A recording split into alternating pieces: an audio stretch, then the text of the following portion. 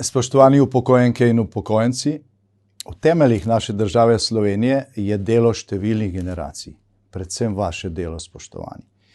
Hvaležni smo vam za vse, kar ste naredili za domovino. Menimo, da se mora vaš prispevek bolj in bolj pravično odražati tudi v plačilu za minulo delo, ki ga dobivate v obliki pokojnine. Vaš glas za Slovensko demokratsko stranko je zato zagotovilo za prvič, za 13. pokojnino. Ustanovili bomo demografski sklad, na katerega se bo preneslo celotno državno premoženje, ki ste ga, spoštovani, večinoma vi ustvarjali. Del prihodkov sklada se bo nalagal naprej, tako da bo vsako leto premoženja več, polovica prihodkov pa se bo avtomatično izplačala kot 13. pokojnina. Ta bo za tiste z nižjimi pokojninami višja. Višji bodo prihodki demografskega sklada, višja bo 13. pokojnina.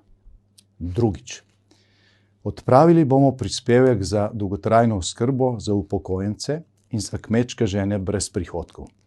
Vzpostavili bomo sistem dolgotrajne oskrbe brez pretirane birokracije in brez prekomernega obdavčenja. Tretjič, odpravili bomo neenakosti pri odmernih odstotkih. Za vse moške, upokojene pred letom 2023, se bodo odpravila ta nesorazmerja. Četrtič, pokojnine se bodo spet usklajevale dvakrat letno, kot že nekoč. Vrnili bomo usklajevanje pokojnin s plačami in rastjo življenjskih stroškov v razmerje 50-50. Petič, upokojenci z nižjimi pokojninami boste plačevali nižji zdravstveni prispevek. Šestič, vsak, ki bo izpolnil pogoje za upokojitev, pa bi tako on kot delodajalec želela, da še naprej dela, bo to možnost imel brez dodatnih omejitev. Prejemal bo polno zasluženo pokojnino in polno zasluženo plačo. Večkrat slišim, zakaj vsega tega niste naredili že doslej? Spoštovani, Slovenska demokratska stranka je v zadnjih 18 letih vodila vlado le 3 leta. Del teh 3 let smo imeli celo manjšinsko vlado. Najprej smo vodili vlado leto dni v času hude gospodarske in finančne krize, ko smo kljub temu zaustavili padanje pokojnin po Ropovi pokojninski reformi.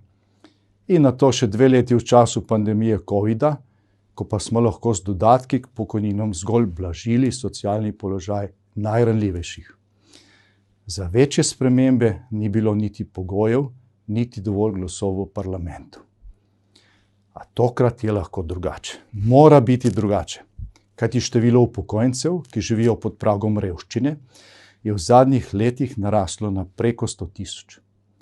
Hkrati pa statistika kaže, da tudi povprečna pokojnina v Sloveniji pokrije zgolj 70% življenjskih stroškov. Samo 70%. Smo na žalostnem predzadnjem mestu Evropske unije po standardu upokojencev. Zato, spoštovani upokojenke in upokojenci, hvala za vaš glas za Slovensko demokratsko stranko. To je glas za Slovenijo, v kateri bo tudi minulo delo pravično vrednoteno. To je glas za Slovenijo, v kateri bodo vaši vnuki in pravnuki živeli mirno, svobodno in varno ter ponosno peli slovenske pesmi. Hvala lepa.